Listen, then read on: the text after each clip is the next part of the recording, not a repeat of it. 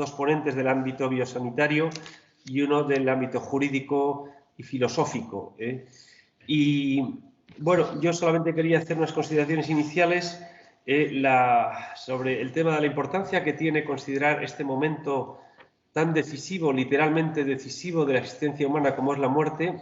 Es un fenómeno de la existencia que los medios nos ocultan como si no existiera, y es algo que ciertamente existe y existirá para todos. Y yo creo, ya tenga uno las creencias que tenga, que la vida se comprende y se vive mejor cuando uno tiene conciencia del momento de que va a morir. Y es importante porque uno aprovecha mejor el tiempo y vive mejor su vida. Hemos tenido todos la experiencia durísima de la pandemia.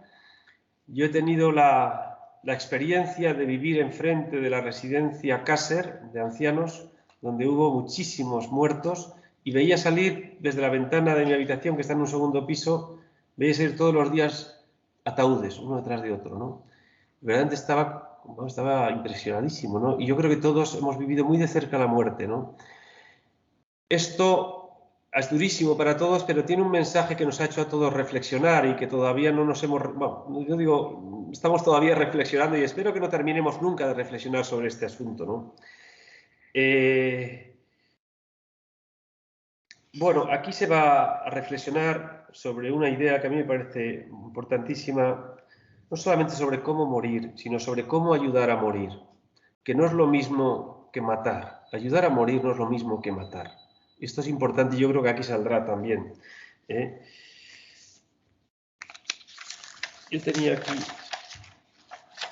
dos frases que me llaman mucho la atención. No sé si ustedes han leído el Quijote, pero hay un pasaje, un capítulo que me parece espectacular, que es la muerte de Don Quijote.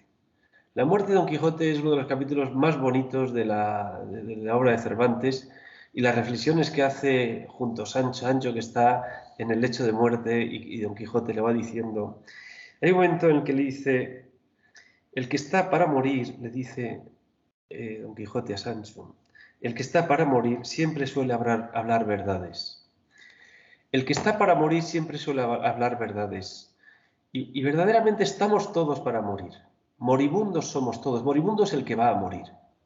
Y dice las verdades. Y el que es consciente de que va a morir, vive la vida diciendo las verdades. Por eso yo creo que es importante adoptar esta perspectiva. Vivir pensando que uno va a morir y dice las verdades. Y Borges dice una cosa preciosa. La muerte es una vida vivida. La vida es una muerte que viene. Es decir, vivir para la muerte, pero no en el sentido nietzscheano, ¿no? Vivir pensando en la muerte nos ayuda a sacar el máximo partido de la vida.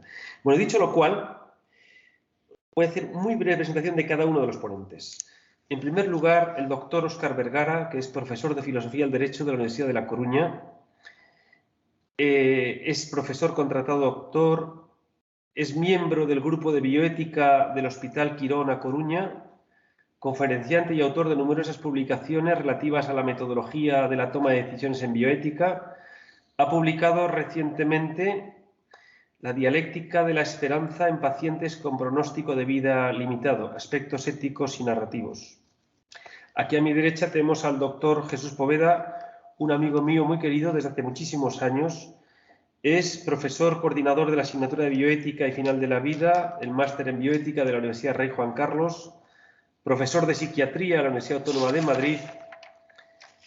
Es profesor del máster de bioética, donde coordina la asignatura bioética y final de la vida e imparte el taller vivencial sobre preparación para la muerte. Es profesor coordinador de prácticas de psicología médica de la Universidad Autónoma de Madrid y desde hace 15 años dirige la casa de acogida de Entre Vidas. Ha publicado en Espasa, junto a Silvia Laforet, los libros El buen adiós y Con la vida en los talones. También dirigió un programa de televisión, no sé si lo veíais, hace muchos años, que se llamaba Con la vida en los talones, ¿verdad? Y luego la doctora María Aranzamendi, que está a mi izquierda, de profesora del Instituto Cultura y Sociedad de la Universidad de Navarra, profesora titular con un sexenio de investigación de la NECA, investigadora principal del área de valores intangibles en cuidados paliativos, en el grupo de investigación Atlantes. Tiene más de 30 publicaciones en revistas de impacto. En su experiencia investigadora ha utilizado principalmente la metodología cualitativa, aunque también cuantitativa, y metodología combinada. Luego que nos digan qué consiste esto, porque yo no lo sé. Ha participado en varios proyectos subvencionados por el Fondo de Investigación Sanitaria, Instituto de Salud Carlos III, el Gobierno de Navarra, en varios proyectos como investigadora principal y también en 2 proyectos europeos. Profesora asociada, imparte docencia en las facultades de Enfermería y Medicina de la Universidad de Navarra, pero principalmente, como me comentaba en la comida, que tengo suerte de compartir con ella, se dedica mucho más a la investigación que a la docencia. Entonces, sin más, le paso la palabra al primero de ellos, que es el doctor Óscar Vergara, que así como tenemos al profesor Poveda y a la profesora María Aranzamendi aquí, el profesor Óscar Vergara nos va a hablar desde Coruña, ¿no? Sí, así es, desde Coruña, sí. Muy bien, pues entonces le cedo la palabra y yo voy a desconectar mi micrófono y el micro de aquí para que no interfiera. Yo le pediría a los asistentes a través de online que desconecten todo su micro hasta que sea el turno de preguntas.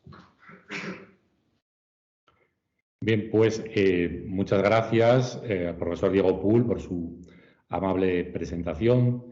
Es un placer tener la oportunidad de compartir contigo un encuentro académico como este y es también un gusto compartir la mesa con los profesores María Aranzamendi y Jesús Poveda. Y es también un honor participar en este ciclo de mesas redondas de tan alto nivel, organizadas por la Universidad Rey Juan Carlos y apoyadas por la Fundación Tatiana Pérez de Guzmán el Bueno. Pues estoy muy agradecido a la organización y en especial a la profesora Marta Albert por la invitación. Y bueno, desde aquí, desde La Coruña, efectivamente, mando un saludo a todos los asistentes. No veo, digamos, no tengo delante todas las personas que están online, tampoco veo al público, pero antes me ha parecido ver al profesor Juve de la Barrera y bueno, pues que es indicativo, efectivamente, del nivel del ciclo de mesas redondas y al que saludo, al resto de personas, de profesores y personal académico, a alumnos y al resto de público que asiste y tanto presencialmente en la universidad Rey Juan Carlos como a los que nos siguen online. Bueno, y únicamente, salvo que me corrija el profesor Pool, digamos, esta mesa ronda termina a las 7. Y yo lo digo porque tengo clase a las 7:15, de tal manera que yo a las 7 pues voy a tener que, puntualmente, ¿no? Pues hacer mutis, no, porque bueno, a veces estas cosas se alargan un poco, pero yo, en mi caso, pues no va a poder ser así, si es que eso, sucede finalmente, ¿no? O sea que a las 7 tendría que terminar puntualmente, ¿no? Bien, bueno, pues efectivamente voy a decir algunas cuantas cosas sobre la vulnerabilidad, algunas reflexiones. Hay muchas situaciones sociales, ambientales y personales en que una persona puede ser vulnerable, pero la bioética ha identificado 2 momentos fijos en que toda persona es vulnerable: el inicio de la vida y el fin de la vida. Me refiero a los nascituri y a los morituri. Las razones por las que ambos grupos de personas son vulnerables son múltiples, si bien desde el punto de vista de la filosofía del derecho, que es a lo que me dedico, hay 2 prácticas legales de especial interés. A saber, el aborto, legalizado bajo un sistema de plazos desde 2010, y la eutanasia, recientemente legalizada en marzo de 2021. Bueno, la primera cuestión, la de la vulnerabilidad de los nascituri, será tratada específicamente en la siguiente mesa redonda y por eso no la voy a abordar aquí, aunque el tema que voy a desarrollar brevemente, que es el de la esperanza, se proyecta sobre ambas situaciones.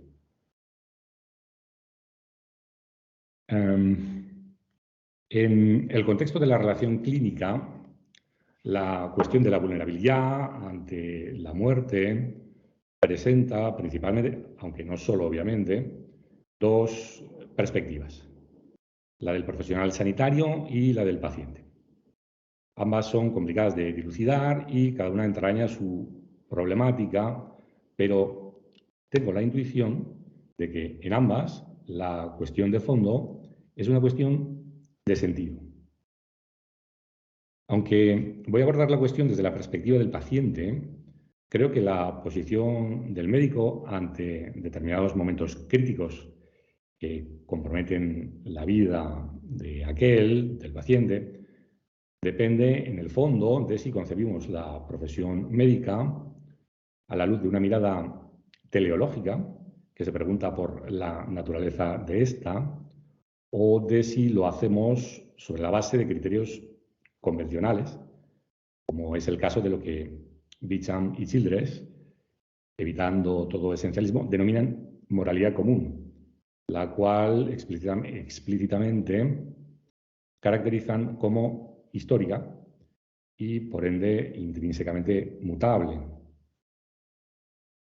Así, la manera de abordar determinados problemas vitales en que tradicionalmente se distinguía entre tratamientos de soporte vital y tratamientos médicos, tratamientos ordinarios y extraordinarios, efectos directamente intentados o meramente previstos, que son los actos de doble efecto, debe cambiar para Beecham y Childress. Estos autores proponen sustituirlas todas por la distinción general entre tratamientos opcionales u obligatorios, en que entran en juego, entre otras, consideraciones sobre la calidad de vida de los pacientes. Tampoco admiten, en consonancia con su planteamiento, la clásica distinción entre matar y dejar morir. Se desprende de ello que Beecham y Childress no tienen problemas teóricos para admitir la eutanasia, si bien consideran que hay razones prácticas para restringirla, como puede ser la tesis de la pendiente resbaladiza por el peligro de que se acabe aplicando a casos para los que en principio no estaba prevista.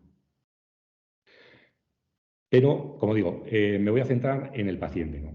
Aquí la cuestión del sentido también es importante, pero más que en un sentido teleológico, conviene, pienso, analizarlo en un sentido existencial. No porque la cuestión teleológica no se plantee en relación con la vida humana en general, sino porque es más difícil de abordar y así como podría más o menos llegarse a cierto consenso en relación a los fines de la medicina, es bastante más difícil llegar a él en lo que respecta a los fines de la vida humana. Y aunque llegáramos a cierto consenso, todavía habría que encajar el problema de las situaciones, como determinadas enfermedades, que impiden el desarrollo de los mencionados fines. Por tanto, repito, abordaré la cuestión del sentido desde un punto de vista existencial. Los romanos solían poner en sus relojes la siguiente inscripción: vulnerant omnes ultima necat. Hieren todas las horas, ¿no? La última mata. El hombre es vulnerable desde que nace, porque desde ese momento está muriendo, como ha dicho el profesor Poole. Tiene el tiempo tasado y además lo sabe. Por eso Heidegger dice que el hombre es un ser para la muerte.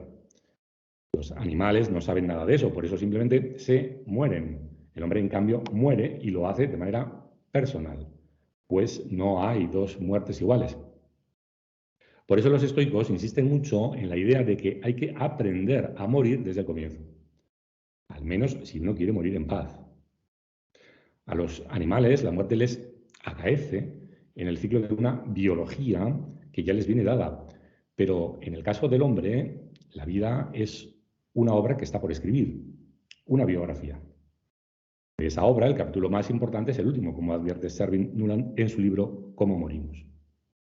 Importa mucho escribir bien este capítulo, de ahí que los momentos en que este se escribe sean especialmente vulnerables. Bien, esto me recuerda, les pido mil disculpas a todos ustedes, que aunque antes había hecho la prueba técnica de poder proyectar algo, pues sin embargo no lo estoy haciendo en este momento, pero yo, para seguir un poco el hilo de lo que estaba diciendo, había preparado una presentación de PowerPoint que estoy cargando en este momento y que pues ahora aparece en pantalla, de la que, pues, digamos, las consideraciones generales que he hecho ahora pues son las que se corresponden con esta diapositiva, mientras que pues esta diapositiva me va a guiar en el siguiente, en el resto de lo que pensaba transmitirles a ustedes. Bueno, entonces, así, algo más concreto, ¿no? Algo más concreto que hace vulnerable al moribundo es, por ejemplo, la denominada conspiración de silencio. Esto es la ocultación sistemática al paciente del diagnóstico, o más bien del pronóstico, cuando éste es funesto. Pues implica que aquel deje su obra en el penúltimo capítulo. Los estoicos avisan de que solo el que ha vivido bien muere bien. Pero no es lo mismo vivir que existir. El que no abraza la vida en su plenitud cuando todavía puede, afirma Séneca gráficamente, acaba muriendo abrazado a las rodillas del médico, pidiendo que le salve la vida biológica, porque su biografía permanece inédita. El hombre inédito ha perdido el tiempo en bagatelas, por así decirlo. Ha frivolizado, ha consumido su vida sin pena ni gloria. Se le ha echado el tiempo encima sin haber sacado nada en limpio. Sin embargo, yo querría traer aquí alguna esperanza, poniendo de manifiesto que siempre es posible escribir un buen último capítulo que haga del libro de la vida algo digno de ser leído. Viktor Frankl expone algo paradójico. Si uno quiere ser feliz, entonces lo que tiene que hacer es no buscar la felicidad, directamente me refiero. En el cristianismo se da un fenómeno paralelo en relación a la salvación, pues para salvar la vida hay que darla. Frankl, aunque no es cristiano, es judío, se separa de quienes creen que la felicidad consiste en una autorrealización. Marie de Genesel trabajó como psicóloga en la primera unidad de cuidados paliativos de Francia, donde pudo observar que los enfermos a los que se denomina terminales por sus ganas de vivir, afirma Genesel, más parecen a veces principiantes. Gracias al testimonio de estos, Genesel afirmaba haberse sentido más viva que nunca. En el prólogo a su libro, François Mitterrand, expresidente de la República Francesa, sintetizaba lo que para él era la mayor enseñanza del libro. La muerte, cito, puede hacer que un ser humano llegue a ser aquello a lo que estaba destinado. La muerte puede ser, en el sentido más completo del término, un cumplimiento. Fin de la cita. Pero no se llega a esto fácilmente, sino tras una dura lucha que tiene un claro antagonista, la enfermedad.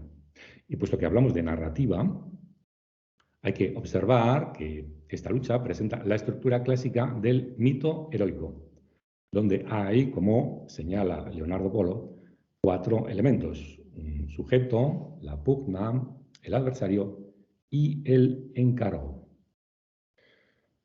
Hay dos diferencias, no obstante, entre el héroe épico y el héroe agonizante, porque agónicos son los dos.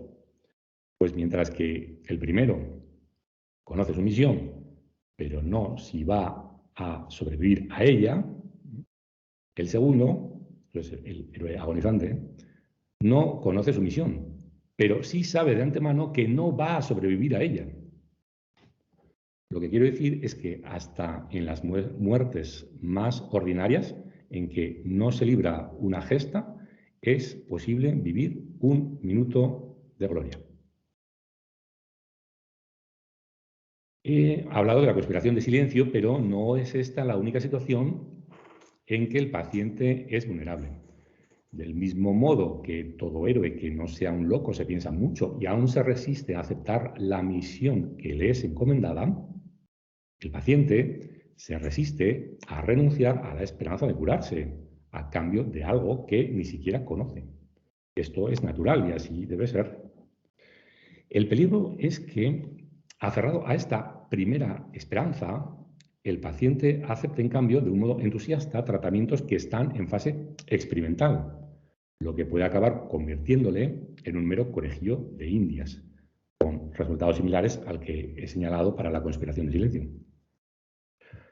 Hay una película que muestra esto de una manera brillante, la película Wit, Amar la vida, se tradujo en España, dirigida por Mike Nichols del año 2001. Cuando el médico pone el saber por encima del curar, se producen disfunciones y todos los ¿cómo está usted? Que el doctor Kilikian dirige en la película a la paciente, gran interpretación de Emma Thompson, se convierten en un mero formulismo cuya respuesta, si no es igualmente formularia, no interesa.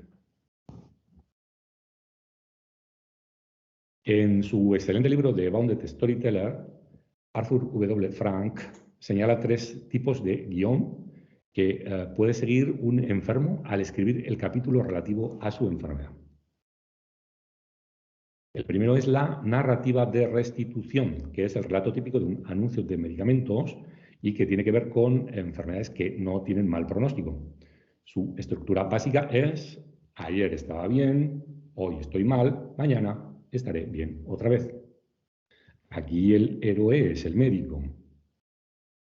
El segundo tipo de relato se corresponde con lo que denomina narrativa del caos, que se da cuando no se consigue controlar la enfermedad. Este tipo de historias son caóticas y se desenvuelven en un continuo presente con la estructura y entonces, y entonces, y entonces. Personalmente no he encontrado expresiones más bellas de este tipo de relatos que los salmos bíblicos sobre la enfermedad, aunque no son relatos puros de este tipo, pues siempre hay en ellos una luz de esperanza y por tanto de búsqueda. El tercer tipo está constituido precisamente por la narrativa de búsqueda o exploración. En este tipo de historia, el paciente consigue asimilar la interrupción que causa la enfermedad y la concibe como el comienzo de un viaje, cuyo final se desconoce. La enfermedad apremia al paciente a estar a la altura de una ocasión, dando un ejemplo que pueda servir a otros. El paciente aparece aquí no como alguien que ha sobrevivido, sino como alguien que ha renacido. Hay 2 metáforas que ilustran especialmente este tipo de narrativa, la del ave fénix y la de la serpiente que muda su piel. En esta historia, el paciente es el héroe, pero en muchos casos será el héroe trágico que acabará perdiendo su vida.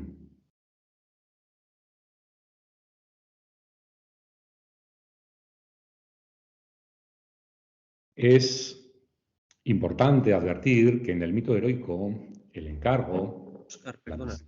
¿Sí? Hay que, o sea, en principio cada ponente, perdóname porque se me ha olvidado decirlo, en principio cada ponente tiene 20 minutos, digo, para que luego haya también tiempo a las preguntas, no sé, Sí. para que vayas abreviando. Bueno, yo lo había calculado para 20 minutos, no sé si me estaré pasando, pero igual con la introducción. Sí, es verdad que a lo mejor yo lo vale, pero por lo menos ya sabes que tenemos sí estaba calculado para 20 minutos exactos sin la introducción. Vale, Oscar. Vale, perfecto. Intentaré ser más rápido. Vale, entonces, bueno, es importante advertir que en el mito heroico el encargo, la misión, es una tarea cuyo beneficiario no es el mismo, sino siempre otro. Polo, que repara en esto, pone el ejemplo del cuento infantil de Caperucita Roja, en que la madre de Caperucita encarga a esta que lleve una cesta con comida de su abuela. Hay que añadir que el encargo pues, es algo muy modesto, que en la lucha se hace grande. Otra de las situaciones de vulnerabilidad que se plantean tiene que ver con determinados procedimientos para el alivio del dolor, en que la corrección o incorrección de esta técnica se resuelve en última instancia en una cuestión de pura dosis. En efecto, es sabido que en determinados casos, determinados procedimientos analgésicos pueden producir un acortamiento de la vida de los pacientes, según la regla de los actos de doble efecto, que como he señalado a Bicham y Childress no interesa, Esos procedimientos serán lícitos si se dirigen a aliviar el dolor del paciente, aunque tenga como efecto secundario, no deseado, sino simplemente tolerado y proporcional, la muerte del paciente. No serán válidos, en cambio, si lo que se busca es directamente la muerte del paciente, que obviamente también acaba con el sufrimiento de este. Por tanto, es aconsejable administrar la dosis mínima posible de analgésico que sea compatible con la eliminación del dolor. No hacerlo así podría interferir en un eventual proceso de búsqueda en que pudiera estar el paciente.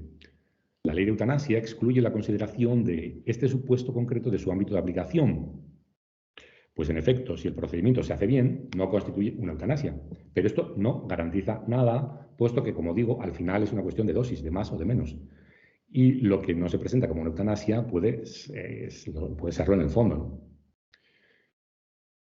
Hay un clásico estudio empírico de Elisabeth Kübler-Ross, porque esta psiquiatra describe las 5 fases por las que puede pasar, y no siempre se completa, un proceso de duelo. El primer momento consiste en la negación, que actúa como un amortiguador que permite recobrarse al paciente de una noticia inesperada y anonadadora. Es cuando el paciente dice, no puede ser, tiene que haber un error.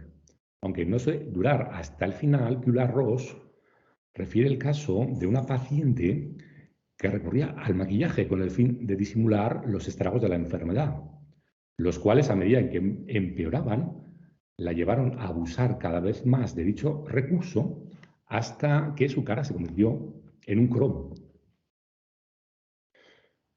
En un lapso de tiempo que varía con cada paciente, el primer estupor se va disipando, dando lugar a una segunda fase de ira y resentimiento, que es el momento en que el paciente se pregunta ¿por qué yo? Esta es una fase que no siempre se supera y que comporta cierta desesperación. Es posible, pienso, que algunos de los que piden la eutanasia con más ahínco estén instalados en esta fase desesperada. En tercer lugar, puede darse una fase de pacto, en que el paciente se da cuenta de que llenándose de rabia no consigue nada, de modo que trata de llegar a un acuerdo con Dios, pidiéndole al menos que le evite el dolor o le permita llevar a cabo algún propósito. Este momento parece coincidir con el descubrimiento de la misión a que me he referido antes y no necesariamente entraña un pacto con Dios. Lo que sí comporta es la concreción de una difusa esperanza que se escondía en el fondo del corazón. En cuarto lugar, sobreviene una fase de depresión que tiene lugar como consecuencia de que el paciente pierde la esperanza en la reversibilidad del proceso patológico. En mi opinión, este proceso se solapa con el efecto galvanizador que para el paciente tiene descubrir que todavía hay algo que puede hacer con su enfermedad o en medio de ella. Es el momento doloroso en que el paciente renace para su última tarea.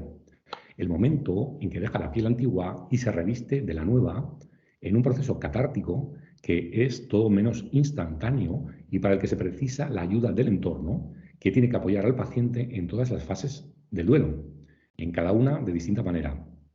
Al tiempo que muere la primera esperanza, se concreta una segunda. Por último, señala Kübler-Ross la fase de aceptación serena de la muerte. Esta autora señala que esta fase es más fácil para los que han vivido la vida, como he dicho antes, para los que la han cumplido. Pero, como también he señalado, este cumplimiento puede darse hasta el último minuto. Las situaciones de vulnerabilidad son muchas y no pretendo agotarlas, pero otra de ellas se produce cuando el paciente grave ha perdido aparentemente la conciencia y sus representantes deciden desconectarle, alegando que esta era su voluntad, o practicarle la eutanasia de un modo activo, siempre que haya un documento de instrucciones previas en que el paciente o su representante así lo hubieran solicitado, porque lo exige la ley. El problema que yo veo aquí es que, aun cuando el paciente no responda aparentemente a los estímulos externos, no sabemos por qué procesos mentales está pasando ni en qué fase de duelo se encuentra, de modo que lo que acabemos produciendo sea una muerte prematura. Que solo dé señales biológicas no nos asegura que el enfermo no esté en condiciones de escribir interiormente el último capítulo de su vida o de volver a la conciencia si la ha perdido. Mientras tenga algún tipo de conciencia, tendrá libertad, aunque solo sea para ofrecer, si es su deseo, su vida. En este tipo de eutanasia no se cumple ni siquiera la definición que de esta da la propia ley, como aquella actuación que acaba con la vida de quien lo ha pedido de forma expresa y reiterada en el tiempo. Una persona que no es capaz de comunicarse, en ningún caso puede reiterar ni revocar su consentimiento.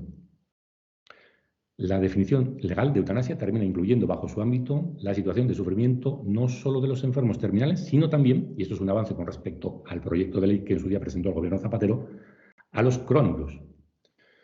Maurice Barthes, ya termino, era un enfermo de ELA, que es una enfermedad degenerativa con desenlace fatal, que habría podido, si esta ley le hubiera sido aplicable, pedir la eutanasia.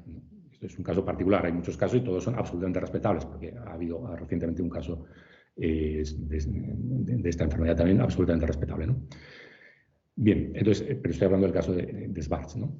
Entonces, esto es humanamente comprensible, ¿no? Porque yo no estoy haciendo un juicio de valor acerca de los enfermos, sino preguntándome acerca de la respuesta que da la sociedad ante estos casos. En lugar de eso, Schwarz optó por dar un testimonio de vida. Aprovechó que un alumno suyo de la universidad fue a visitarle para proponerle dar sus últimas lecciones desde la cátedra de su cama acerca de lo que en el proceso de su progresiva paralización aprendiera sobre la vida y la muerte. Y así este alumno, Mitch Albom, publicó las enseñanzas que Schwarz le transmitió con tanto cariño y buen humor en el popular libro Martes con mi viejo profesor. Dar testimonio. He aquí una bella y democrática esperanza, al alcance tanto de los que han aprovechado su vida como de los que no, de los virtuosos como de los no virtuosos, de los que han dado ejemplo durante toda su vida como de los que solo lo dan al final. Como digo, lejos de mí dar lecciones a nadie que lo esté pasando mal. Yo estoy hablando para la sociedad y lo que le digo a la sociedad es que cuando alguien sufre, no podemos limitarnos a tomar el libro inacabado de su vida en nuestras manos y cerrarlo suavemente con una sonrisa tibia. No nos convirtamos en su brazo ejecutor, sino en sus testigos. Seamos el lápiz y el papel en el que escribe su último capítulo. Vale, pues muchas gracias. Perdón si al final me he alargado un poco más de la cuenta.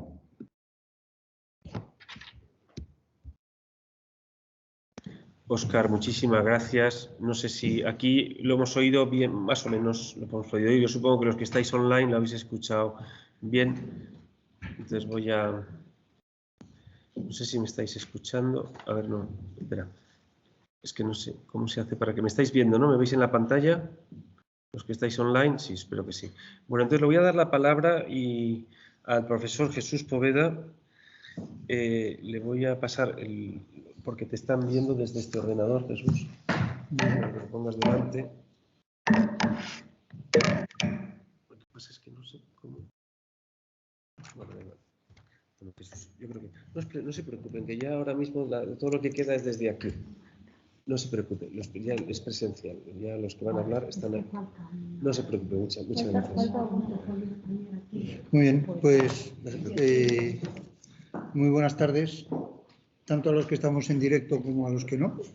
Y compartir el espacio y el tiempo pues es una de las cosas de antropología, ¿no? Durante este tiempo de COVID, yo creo que ha habido un fenómeno muy importante, que es el que más voy a reseñar yo, que es la conciencia de vulnerabilidad, ¿no? O sea, la muerte lo que hace es que nos enfrenta a la conciencia de vulnerabilidad. Y me ha encantado escuchar al profesor porque ha hecho una teorización de algo que es lo que yo hago todas las mañanas o todas las tardes, que es enfrentarte con la realidad.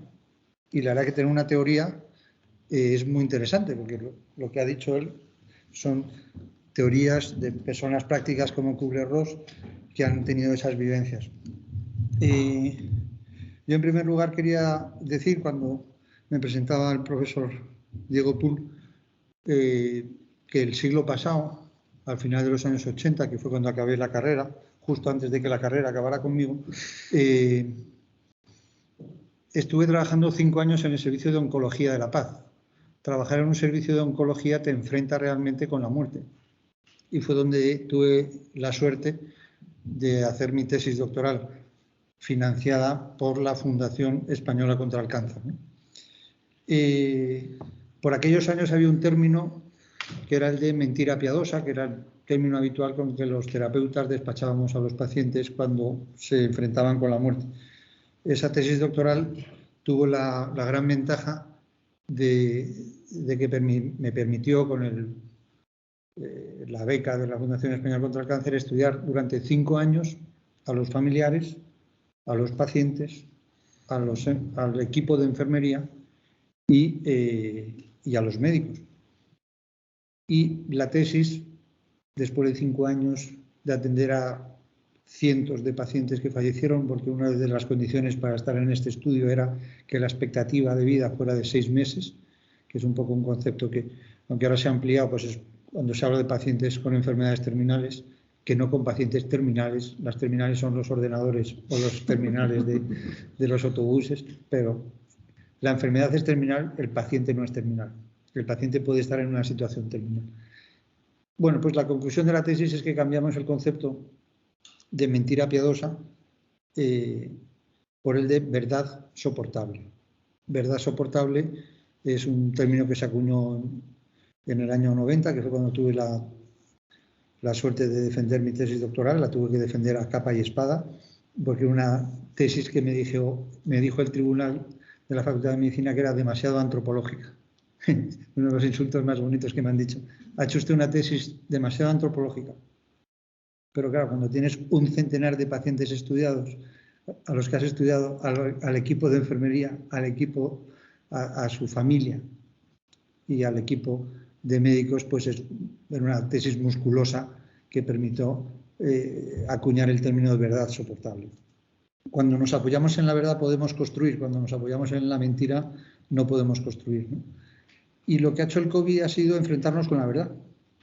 Y la verdad es que nos morimos.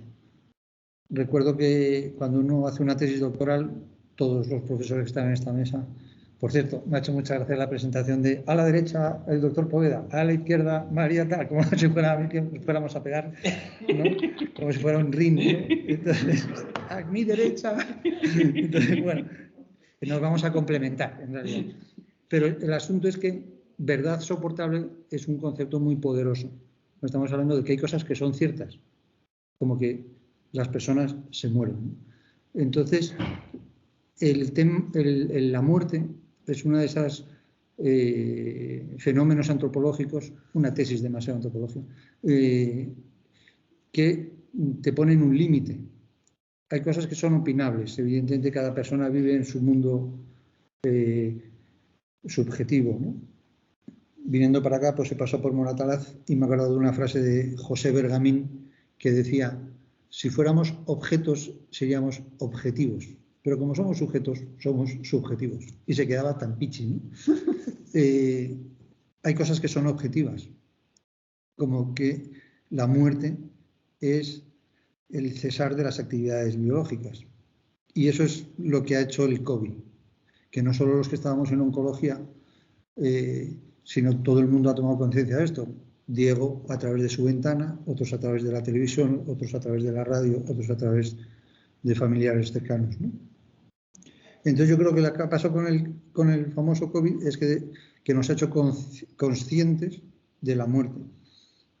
Cuando hice la tesis doctoral, digo que todos los que estamos aquí somos doctores, hemos hecho tesis doctorales, sabemos muy bien que hacer una tesis doctoral es un estado alterado de conciencia, es como cuando uno está enamorado, que de pronto ve muchos coches de color rojo o lo que sea.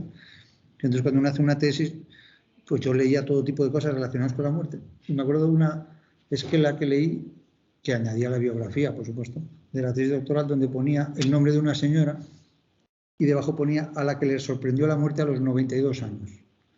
Entonces me hacía gracia, ¿no?, que en el mundo occidental viéramos la muerte como algo accidental, cuando la muerte no es nada accidental, es lo más previsible que sabemos, que al final vamos a fallecer, ¿no? Pero el mundo occidental se había construido un poco este mito de que dominamos el comienzo de la vida, fecundaciones in vitro, congelación de embriones, dominamos la salud, porque el culto a la salud, pues que os voy a decir a vosotros, ¿no? Pero lo de la muerte se nos escapa de las manos, entonces si lo tapas, pues no está, ¿no? O sea, si quitamos los coches fúnebres, que ya no habréis visto coches fúnebres, ¿no? Si quitamos un poco todo lo relacionado con la muerte y si hacemos que todo sea muy rápido, porque se hace todo en un pispás, ¿no? Pues entonces la muerte como que desaparece. Y lo que ha hecho el COVID ha sido de pronto decir, no ha desaparecido, sino que está aquí, ¿no? Y hemos tomado una conciencia de muerte en la sociedad. Entonces ha habido gente que ha hecho lo que hacen los animales primitivos en la escala filogenética, que es asustarse y quedarse en casa. es lo que hacen los conejos cuando se asustan. Y otros lo que han hecho ha sido, a lo mejor más, porque somos más zorros, ha sido salir al campo a ver. Entonces yo lo que he visto es que el COVID ha enseñado a tener conciencia de enfermedad social y nos está enseñando muchas cosas. Entonces yo creo que es un momento excelente para aprender. Tan excelente que cuando a mí Marta me dijo hace un tiempo, ¿podrías venir a estas mesas redondas? Dije, claro, porque yo quiero aprender. El COVID nos ha enseñado, por ejemplo, a manejar el ordenador, o sea, no habría nunca tanta gente tan distante como ahora, gracias al COVID. Y mi término de esta exposición es un término que está acuñada de hace ya unos años por un tal Taleb. Taleb es conocido porque es un escritor libanés formado en Estados Unidos que escribió el famoso libro de Cisnes Negros. Pues este escribió después otro libro que habla de antifragilidad. La antifragilidad sería como el paso siguiente a la resiliencia. La resiliencia es que me quede como estaba y la antifragilidad es que saco de bueno de esto que ha pasado. Entonces yo creo que hay muchas cosas buenas de esto que ha pasado. Hay una frase que me gusta mucho, se la ha oído citar a tantos personajes que no sé de quién es. Suele pasar con las frases que hacen referencia a temas antropológicos, que la gente las ha dicho de distintas maneras, ¿no? En Italia se dice la famosa frase de que hay que hacerse el muerto para que no te maten. Y en Galicia se dice que a veces te mean y hay que decir que está lloviendo. Antropológicamente es lo mismo, que es quedarte tranquilo para no dar muchas señales de lo que está pasando, ¿no? Pues en el tema de la muerte nos ha puesto como enfrente de la realidad. Lo comentaba Diego en la presentación, que la muerte es el momento de la verdad. Y a la hora de la verdad ha habido mucha gente que se ha asustado, como los médicos. Nos hemos asustado muchísimo, porque se han muerto compañeros nuestros, se han muerto enfermeras, se han muerto pacientes que no se tenían que morir. Entrar en la paz en pleno abril del año pasado, del 2020, era entrar en una película. O sea, era una película, ¿no? Aquí tenemos algunas personas que incluso estuvieron en el IFEMA, ¿no? Entonces, hay gente que cuando se da cuenta que está viendo una película, pues se cree que está alucinando. Y otros que decimos, joder, qué divertido, estoy en una película, voy a enterarme porque formo parte de la película, o sea, puedo cambiar el guión de la película, puedo... Yo uno de los momentos más fascinantes de la película del COVID que estoy viviendo fue la semana pasada que estuve en Lisboa, volviendo de Angola, y me tuve que comprar estas mascarillas. Y me hizo mucha gracia porque esta marca de esta mascarilla se llama Matrix. Entonces confirmó mi teoría de que vivimos en una película, ¿no? O sea, dije, me interesan esas mascarillas, la compré y ponía Matrix. Y digo, ahí va. Entonces, la película del COVID, hay mucha gente que le ha asustado, a los médicos nos asustó tanto, que hemos generado la llamada cuarta ola. La cuarta ola es todas las personas que se están muriendo ahora que no se tenían que morir si los médicos no nos hubiéramos asustado. Porque les decíamos, no vengan al centro de salud, no venga al hospital, no venga, no venga, no venga. La semana pasada enterramos en la Autónoma a un compañero que tenía un tumor al que se le iban haciendo su seguimiento hasta que entramos en la etapa COVID, no venga, no venga, no venga, y se murió la semana pasada. Entonces, el COVID a mucha gente le ha asustado, la ha dejado paralizada, también a los médicos, y hemos producido, y se está produciendo la llamada cuarta ola, no tanto porque la primera, la segunda y la tercera, sino que es la ola que se genera porque los médicos no hemos hecho nuestros deberes. Yo esta mañana en mi consulta he tenido que atender a una mujer porque su hijo tuvo un brote psicótico. La señora llamó al centro de salud que no venga, pero es que necesita que le vea al especialista. Pues le vamos a dar hora a que le vea al especialista. El especialista atendió a este chico por teléfono 15 días después, le dijo que se subiera a la medicación, pero este chico tiene una psicosis paranoide que pensaba mal. Entonces empezó a ver a la gente que salía por las ventanas, que daba golpes en las cacerolas, ¿qué tal? Este chico acabó tirándose por la ventana y estoy tratando a su madre por un proceso de duelo para que no sea patológico. Entonces, ¿qué nos está enseñando el COVID? que hay gente que se ha quedado parada y otros que creo que tenemos que movernos. Esta reunión es un ejemplo de gente que se está moviendo frente al COVID para convertir esta tragedia o este momento histórico tan interesante en antifrágil, que es que aprendemos, ¿no? Si aprendemos el concepto antifrágil, yo me doy por satisfecho. Los médicos que hemos estado y estamos cerca del momento del fallecimiento sabemos que los pacientes viven en su vida y en su muerte, y la viven desde un modo muy subjetivo, aunque haya datos objetivos, ¿no? Me acuerdo hace unos años que atendí a un paciente que estaba en una situación terminal, y cuando llegué a su casa para atenderle, me miró y me dijo: por fin, un médico fuerte. A mí me pareció lamentable, porque yo sobre todo lo que había hecho era estudiar en la Autónoma, hacer el doctorado, dar clases, publicar, y nunca me habían valorado la fortaleza, ¿no? Y este solo me valoró la fortaleza. Y dice: ¿por qué valoras el que sea fuerte? Y dice: es que el médico anterior, cuando me exploró y me levantó, me escurrí y me partí la cadera. Entonces, para él lo importante no era que fuera doctor en medicina, profesor en no sé qué, era que fuera fuerte. Me hizo mucha gracia, ¿no? O en otro caso, atendiendo a otra paciente, estaba en el Hospital de la Paz, me despedí de él el viernes y le dije hasta el lunes, y él me dijo: yo a lo mejor el lunes no estoy aquí. Y entonces pues me quedé con él esa tarde del viernes, y en efecto el lunes ya no estaba aquí, ¿no? Entonces, esto que ha dicho antes el profesor, de que no existe la muerte generalizada, sino que cada persona vive su propia muerte, pues es una cosa que nos está enseñando el famoso COVID, ¿no? Porque estamos viendo como una estadística de más muertes, ¿no? O sea, se están muriendo los de siempre, pero además pues 80.000 más, ¿no? Y de una manera un poco como inesperada, ¿no? Yo creo que el enfrentarse con la muerte decíamos antes que era el momento de la verdad soportable, es lo que tenemos que hacer, que ese momento sea soportable, ¿no? Desde el punto de vista profesional, nada tiene que ver acabar la vida con un tratamiento adecuado para el dolor, con un tratamiento adecuado para la depresión, con un tratamiento adecuado para la ansiedad, que vivir sin ese tratamiento, porque lo que le hemos dicho a los médicos es que no venga, ¿no? Entonces los médicos hemos aprendido, y ahora en este momento estamos mucho más receptivos a atender las comunidades científicas, pues lo que estamos haciendo es hacer este tipo de encuentros para decir: oye, ¿qué aprendemos de esto? A mí me parece que el concepto antifragilidad es muy interesante. Que el momento de la muerte es uno de esos momentos de estar ahí. Yo el concepto de estar ahí se lo escuché a mi padre de pequeño, pero los niños pequeños no se enteran de casi nada, ¿no?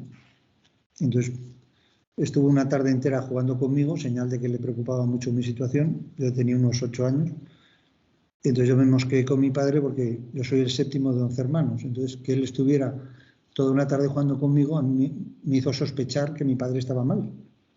Y le dije: papá, ¿sabes qué hora es? Normalmente a la gente, cuando le preguntas qué hora es, mira el reloj, ¿no? Y él, en vez de mirar el reloj, me miró a la cara y me dijo: es la hora de estar aquí. A mí me pareció una cosa muy bonita. No sabía lo que significaba la hora de estar aquí, y lo aprendí cuando ese señor que he comentado antes, el viernes saliendo del hospital, le dije: hasta el lunes, y él me dijo: quizás el lunes no esté aquí. Él decía: pues a lo mejor es el momento de estar aquí, ¿no? Y me quedé con él. Entonces yo creo que el COVID nos ha enseñado que está la muerte, y que la muerte es un momento para estar ahí. Es la diferencia entre el tiempo cronos, que es la gente que mira al reloj, y el tiempo kairos, que es la gente que mira a los ojos, ¿no? Acabo mi exposición con una frase que es un poco típica, tópica, que es de un viejo profesor, no es el de Martes con el viejo profesor, sino de Osler, que es un inglés de esos clásicos, que dice que los buenos profesionales tenemos que tener 3 H's: la H de la humildad, y a veces reconocer que no sabemos lo que pasa. Con el COVID sabíamos lo que pasaba, pero no lo sabíamos, decíamos que lo sabíamos y no lo sabíamos, no hemos sido humildes.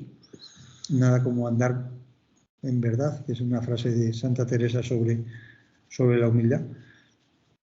Y como los profesores leemos las frases hasta el final, no nos quedamos con lo del calendario, que es lo de Santa Teresa decía que es andar en verdad, sino que Santa Teresa decía: la humildad es andar en verdad, y la verdad es que no somos nada. Esa es la humildad, ¿no? Y la segunda H es la H de la honradez.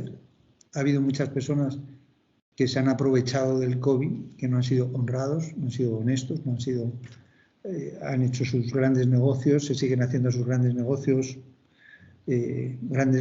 con test, grandes negocios con cosas que según va pasando el tiempo pues parece que son cuestionables. Y la tercera cosa que decía este profesor Osler era la H del humor. El humor es el antídoto frente a la locura, ¿no? La locura es cuando la razón nos hace quiebros y el humor es cuando nosotros le hacemos un quiebro a la razón, ¿no? Incluso en el momento de la muerte es muy importante tener un cierto sentido del humor, ¿no? A un escritor español, Muñoz Seca, que murió durante la Guerra Civil, pues en un momento dado, cuando le iban a matar, le dijeron, ya te hemos quitado todo, ¿no? Y él te dijo, no, hay algo que no me podéis quitar, ¿no? Este es el de Don Mendo, ¿no? Digo, ¿cómo que no te lo podemos quitar? Y dijo, el miedo. Muy bien, pues hasta aquí hemos llegado. Muchísimas gracias. Muchas gracias, Jesús. Te le cedo la palabra a María Aranchamendi, aquí a mi izquierda, y a ver cómo lo hacemos. Yo creo que se puede desconectar esto, pero hay batería suficiente. Entonces, vamos a ver, María. A mi izquierda. A ver si esto, que te vean aquí bien, todos los... Vale. Esto aquí. Si de la tu micro también.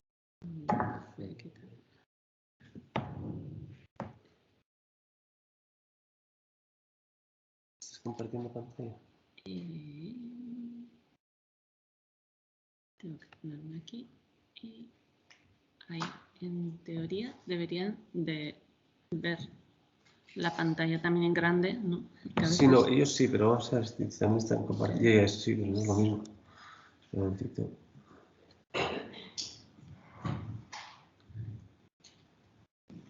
Tienes que hacer aquí. Ahora sí. Ahora, yo creo que te estoy... Ahora sí. No, yo creo que se está compartiendo pantalla, ¿no? Vamos a ver esto. Ponerlo en grande, lo mismo.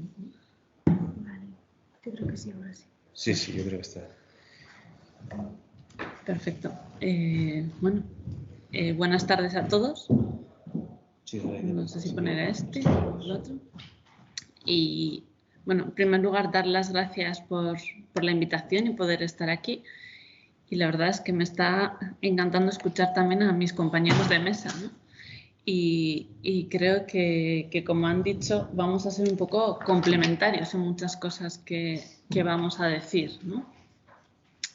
Pero bueno, yo lo que quería es primero un breve índice, ¿no?, de cómo había pensado hacer esta presentación, ¿no? Hablar brevemente del concepto de vulnerabilidad y muerte, porque es de lo que estamos hablando y implícitamente nos estamos refiriendo a ello. Hablar un poco del contexto de enfermedad avanzada y progresiva, que es desde la perspectiva en la que voy a hablar como enfermera, y de la vulnerabilidad desde la perspectiva familiar, ¿no? Ahí sí que tengo que reconocer que a la hora de preparar esta sesión y esta intervención decía, es que solo la familia, no puedo hablar solo de la familia, porque es que la familia y el paciente muchas veces van muy interrelacionados, ¿no? Entonces, veréis que hay una combinación un poquito de ambas perspectivas, ¿no? De la idea de vulnerabilidad y de dignidad, de la idea de verdad y proceso de comunicación, y ahí haré referencia también un poquito al concepto que ha dicho el profesor Jesús Póveda, ¿no?, de esa verdad soportable, y de la importancia de compartir la cercanía de la muerte, ¿no?, y del cuidado centrado en la dignidad. Entonces van a ser como pinceladas y el objetivo es poder luego reflexionar y hablar entre todos, ¿no? Entonces, por hablar un poco compartiendo la misma terminología, según la Real Academia, la definición de vulnerabilidad es la cualidad de vulnerable. ¿Y vulnerable qué es?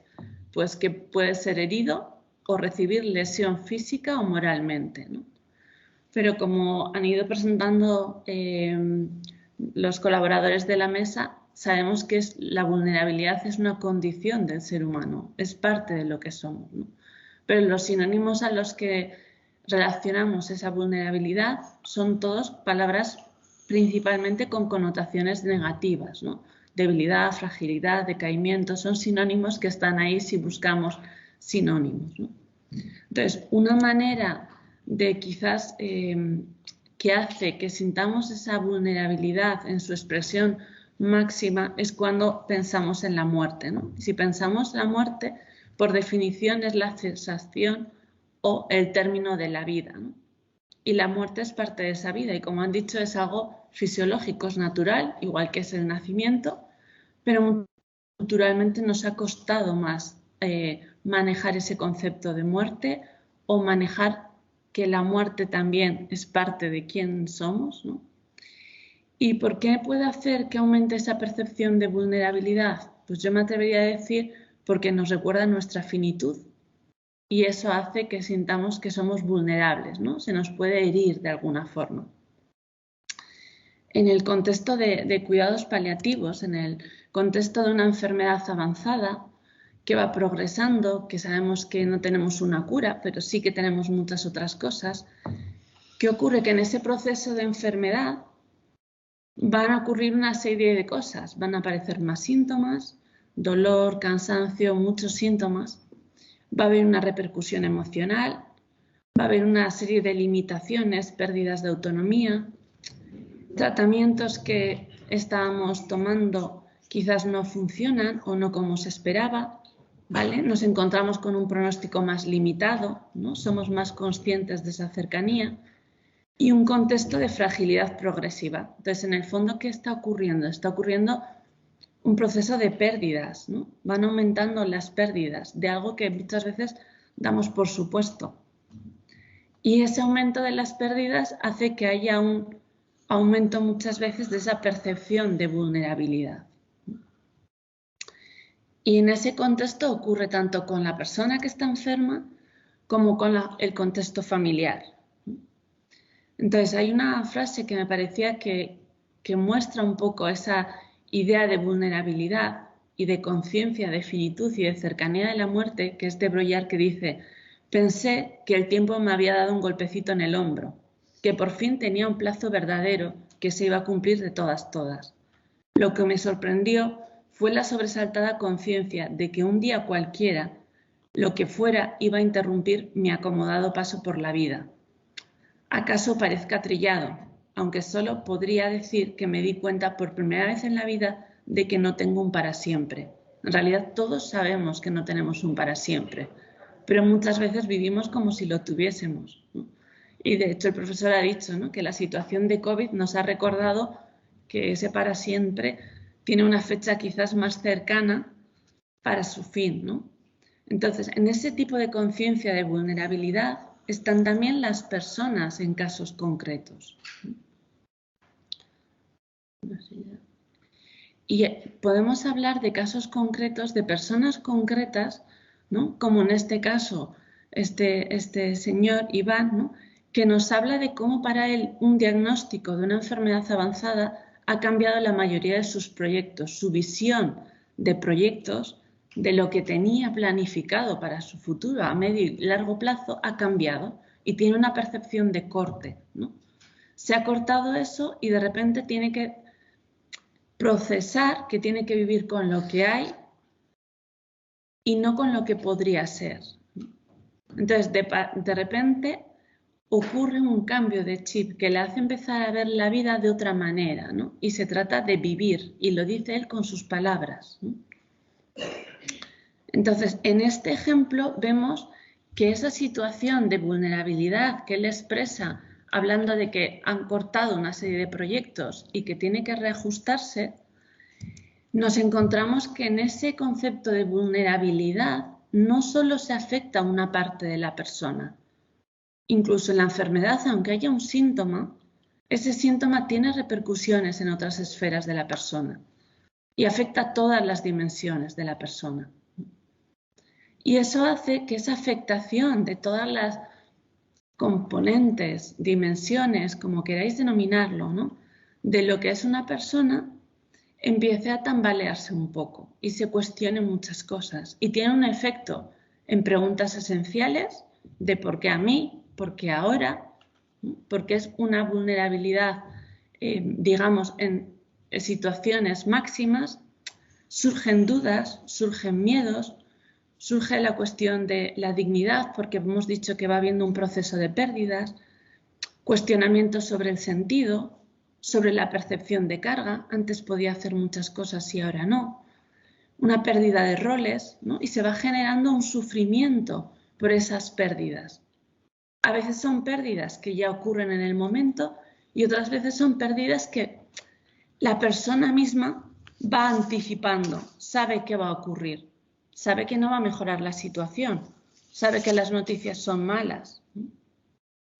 Pero todo eso no solo ocurre en la persona que tiene esa enfermedad, sino que eso mismo va a tener un efecto en el contexto familiar. Pero antes de ese efecto en el contexto familiar, la propia persona, al ver esas limitaciones, empieza a valorar casi como si valiese menos. Empieza a ver limitaciones. Ya no puedo poner el teléfono a cargar, soy una carga, dependo de los demás. Entonces su percepción de valía incluso se puede ver cuestionada por sí mismo, ¿vale? Es una percepción subjetiva. Y hoy yo os he puesto una cita, ¿no? Que es de una paciente que decía: a veces acabas muy sobrada, el sufrimiento físico, psicológico, te hace llegar a una situación muy extrema, ¿no? Y he tenido momentos en los que la vida no me importaba. Pero ella misma dice, quería tirarlo todo. Pensaba, bueno, pues a mi madre ya se encargaba de cuidar a su madre, que la cuiden mis hermanos, ¿no? Pero en la narración luego misma ella en la entrevista iba diciéndonos, pero luego siempre surge algo que me hace cambiar un poco y ver otra perspectiva. En su caso era el accidente en un hermano, ¿no? Entonces estuvo a punto de ver perder a su hermano y eso le hizo valorar de otra forma, ¿vale? Pero sigue teniendo esas sensaciones de vulnerabilidad expresadas de distinta manera. Entonces, esa vulnerabilidad también hemos dicho que afecta a la familia. Y afecta a la familia, me atrevería a decir que desde dos perspectivas. Una, la perspectiva de ver las limitaciones y la vulnerabilidad que la persona que quieres está percibiendo, y la otra es tu propia vulnerabilidad como familiar, ¿no? Porque tienes que asumir nuevos roles, tienes dudas de si eres capaz, de si no eres capaz, si puedes, tienes miedo a las pérdidas de la persona que quieres y de lo que vas a ir perdiendo con esa persona, tienes conciencia de tus propias limitaciones y tienes una conciencia de que la muerte está más cercana y cambia también la perspectiva. Entonces, es una vulnerabilidad muchas veces compartida en esa perspectiva familiar. Y ahí surgen dos cosas. Una es la percepción de responsabilidad, tanto de la persona enferma como de la familia, y luego también la relevancia de las relaciones y las dinámicas familiares. Esas que son significativas y las que de repente empiezan a adquirir mayor importancia. Y ahí he puesto un ejemplo pequeñito para que no se me olvidase, ¿no? Y el ejemplo es una madre, era joven y tenía 2 niñas.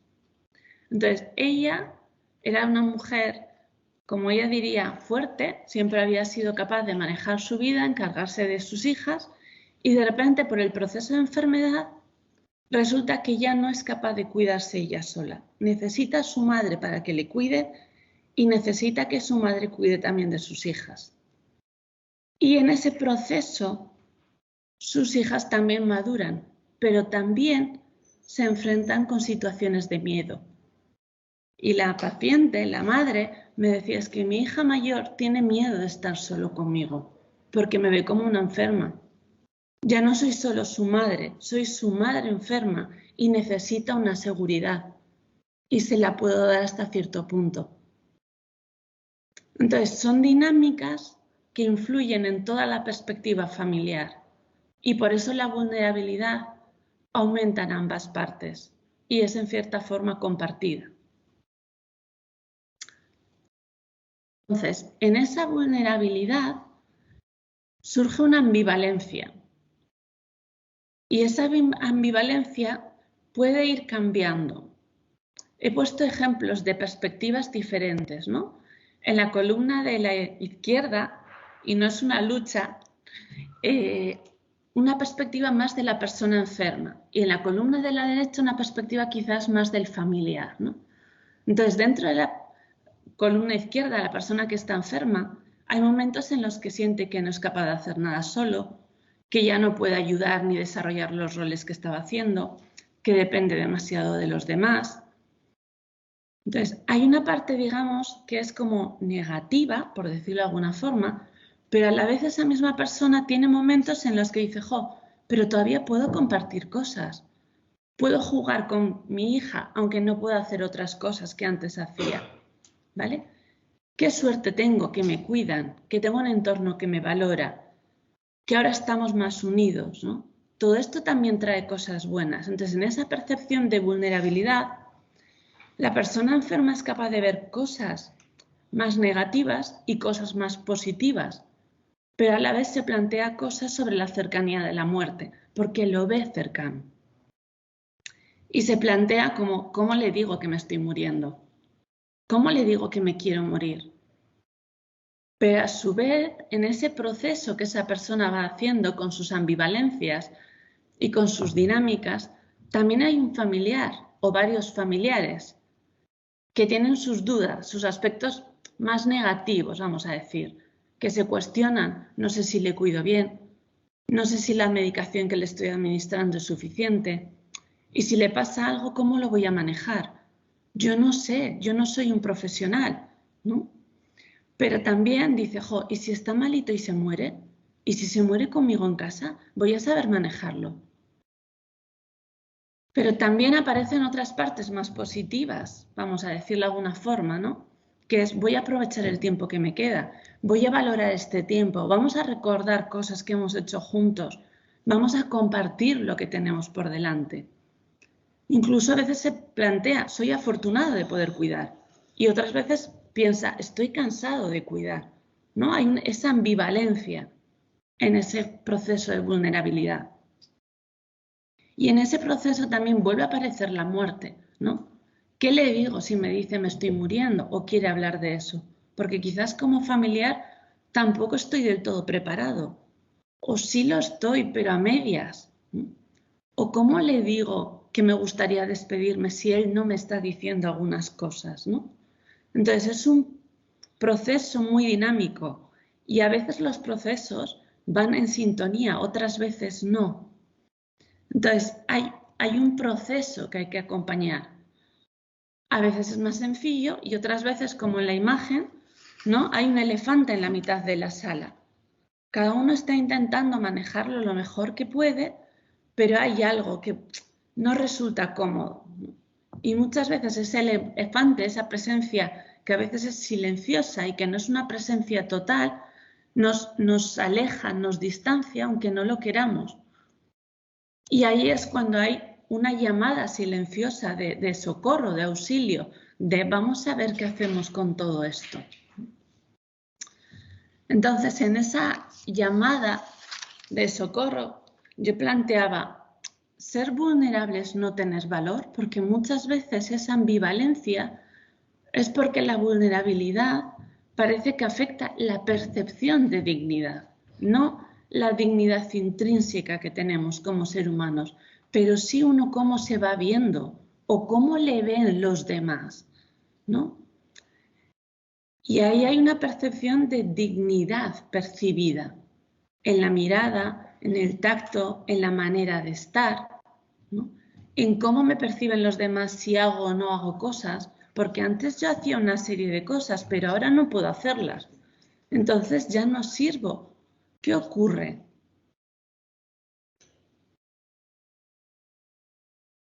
Entonces, en esa vulnerabilidad creo que tenemos que tener en cuenta la verdad. Sabemos todos que la verdad es un derecho, pero en este caso la verdad es muy simple. Todos sabemos que nos morimos y lo hemos oído en las presentaciones, ¿no? Pero necesitamos una verdad soportable. el profesor Jesús Póveda ha hablado de eso, ¿no? Yo lo planteaba en el contexto desde la perspectiva familiar, ¿no? Muchas veces lo hemos utilizado más en el contexto de los profesionales y yo decía, en el contexto desde la perspectiva familiar, ¿eso qué significa? Significa ver a esa persona como un individuo concreto y peculiar, pero en ese momento. Y significa más que compartir solo información. Significa comunicarse en ese contexto familiar. Y comunicar conlleva transmitir esperanza y transmitir verdad. Pero hay distintas maneras de comunicarse. Y hay distintas maneras de compartir esa vulnerabilidad y esa vida que tenemos en la vulnerabilidad. Entonces, ese comunicarse es un proceso de compartir. Y a nivel de profesionales, que también tengo esa mochila, ¿no? Sí que hemos ido trabajando cosas, ¿no? De cómo tener esas conversaciones. A nivel de familiares o de pacientes, y me he intentado poner más en esa perspectiva, ¿no? Teniendo más presente lo que las familias y los pacientes cuentan o lo que a nivel personal me ha tocado vivir. Decía, en ese comunicar estamos hablando de compartir y de tener una relación de ayuda, pero en la que no sirven los objetos o no sirve tanto el hacer, sino el compartir inquietudes, miedos, angustias, el estar en toda su dimensión.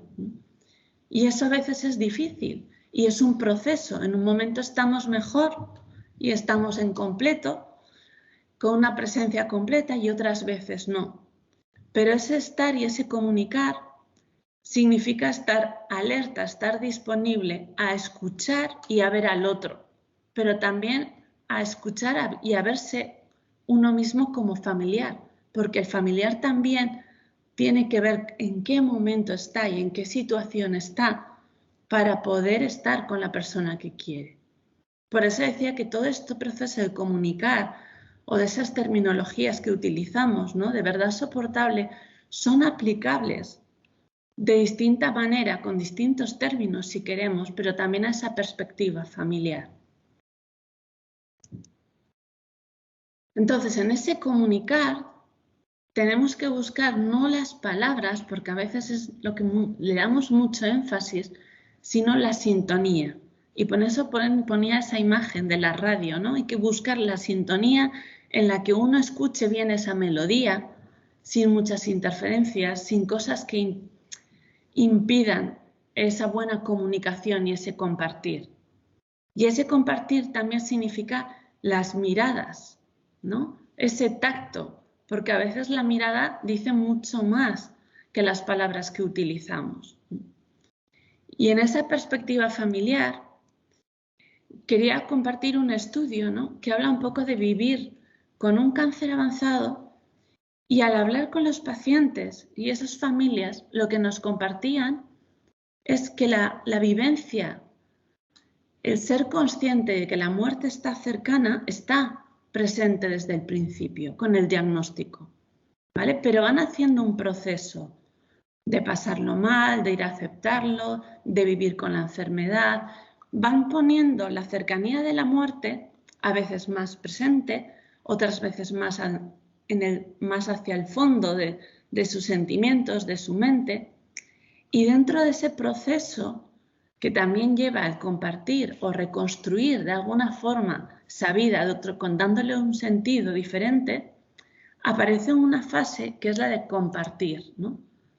Y ahí hablan de la importancia para ellos de compartir en ese contexto familiar. Y que no siempre es un contexto de familiar sanguíneo.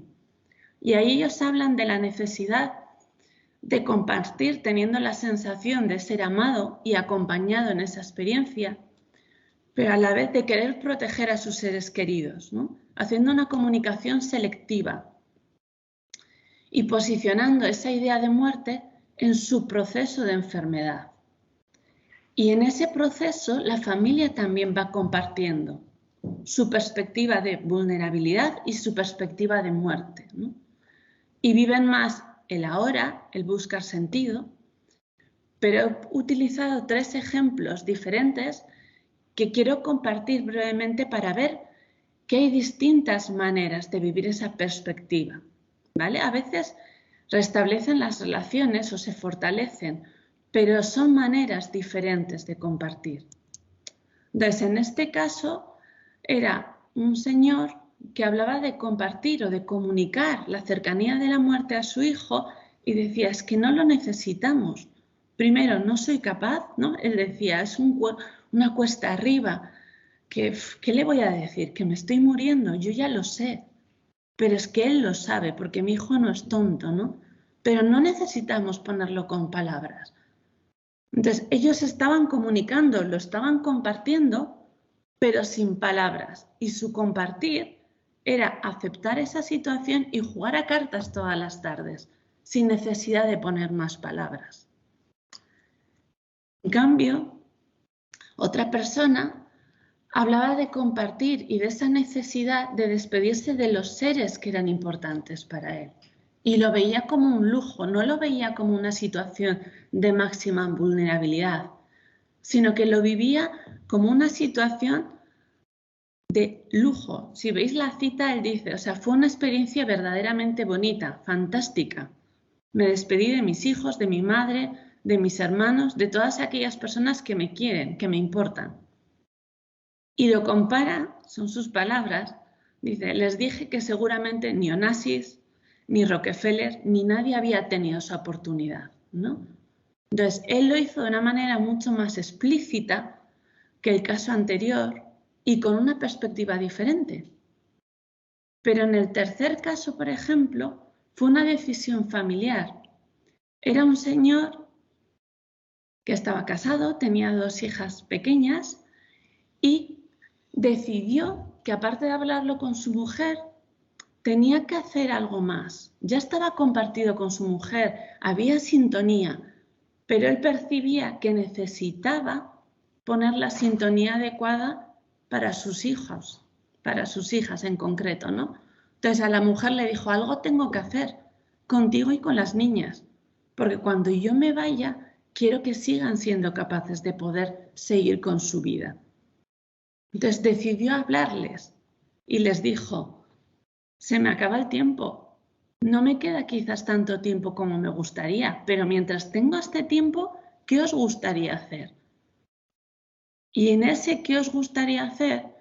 En la cita aparece, ¿no? Una de las niñas le dijo, papá, sé que luego no vas a estar, pero antes de que te vayas, quiero que me arregles la bici. Entonces, ¿hubo comunicación? Sí, lo compartieron. ¿Percibieron que había vulnerabilidad? Sí, pero fueron capaces de hacer un proceso y compartirlo de alguna forma, con sus palabras diferentes a las que otras personas utilizarían, pero sí que hubo esa capacidad, ¿vale? Y para él, para este señor, para John, era esencial que sus hijas y su mujer supiesen cuál era la situación y que se pudiesen situar en esa realidad. Y ese era su legado. Eso era lo que para esa persona era importante. Entonces, en ese comunicar, a veces explícitamente se habla de la muerte, otras veces no. Y a veces en ese comunicar, los pacientes dicen, quiero morir, y es parte a veces de ese proceso de enfermedad, ¿vale? Y tiene distintas razones, tiene distintas funciones ese transmitir querer morir. Puede ser una fase de adaptación, de querer compartir e intentar poner a todos en la misma sintonía. Puede ser una manera de decir, necesito ayuda, necesito poder hablarlo, necesito poder compartir esto. Y a veces es difícil hablar de esas situaciones y de esos pensamientos. ¿Por qué? Porque ya hemos visto en una diapositiva anterior, hay ambivalencia, lo sabemos, pero de repente ese quiero morir, pues porque me duele mucho algo y luego me controlan ese dolor y ya no quiero morir, pero he podido hablarlo, he podido transmitir que en ese momento lo estoy pasando muy mal y la familia ha podido acoger eso, es muy importante, pero tenemos que entender qué hay detrás de ese querer compartir esa cercanía de la muerte. Entonces, desde la perspectiva de las familias también, muchas veces hay muchas dudas, hemos visto, esa ambivalencia, ¿qué hago? ¿Cómo lo hago? ¿No? Entonces, muchas veces es compartir promoviendo esa percepción subjetiva de dignidad. Chochinov, él desarrolló este modelo, ¿no? Entonces, habla de cómo hay cosas relacionadas con la propia enfermedad, los síntomas, la repercusión que tiene la propia enfermedad en distintas dimensiones de la persona, pero también habla de el repertorio de cosas de la dignidad, ¿no? O sea, cómo podemos dar continuidad a uno mismo, preservar los roles, o sea, cosas que hacen que la percepción de vulnerabilidad disminuya si somos capaces de ajustarnos. Y los pacientes son capaces de ajustarse muchísimo y nos enseñan muchas cosas, y las familias también, ¿no?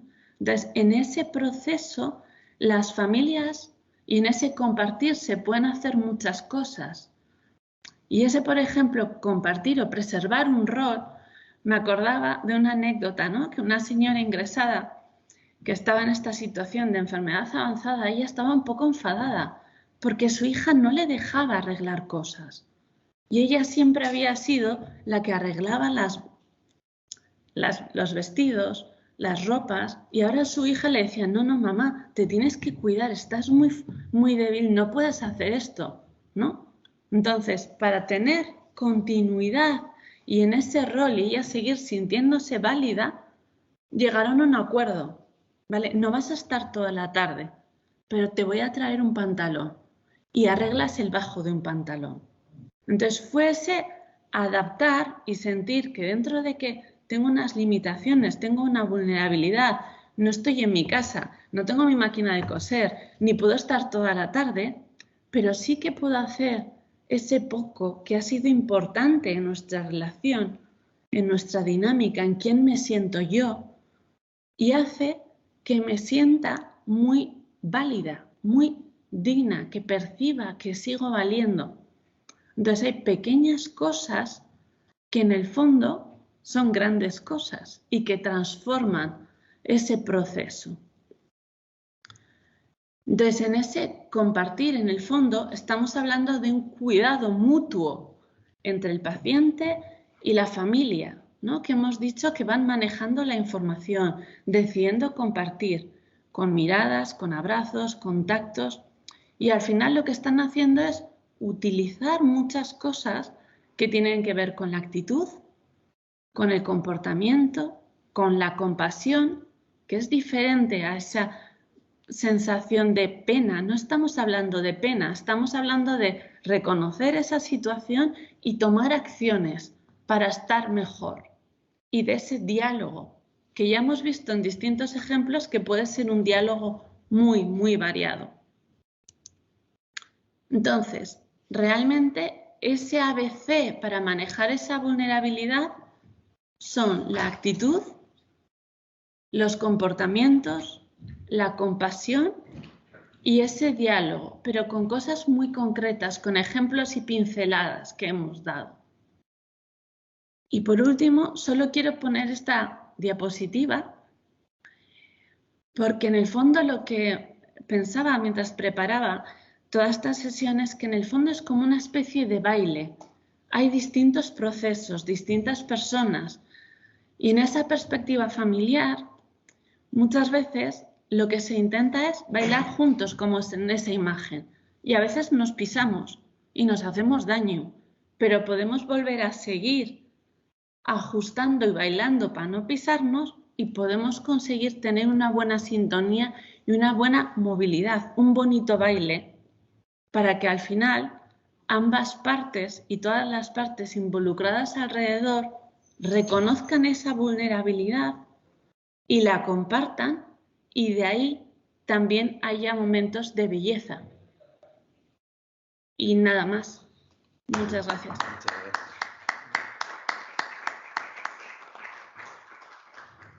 Muchísimas gracias, María. La verdad es que ha sido magnífica tu exposición. Muy bien. Entonces, vamos a dar ahora la palabra a los participantes, a todos los demás, para que pregunten, para que añadan, para que corrijan. las intervenciones que han servido de pie para dar pie, perdón, a este diálogo. Entonces, el que quiera, los que estáis online, podéis levantar la mano.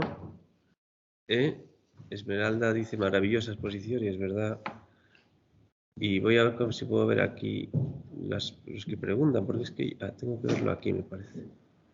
Ahí. Entonces, yo creo que si alguien levanta la mano, lo vemos por aquí, ¿no? Y le podemos dar la palabra. O alguno de los que están presentes aquí quieren hacer alguna pregunta.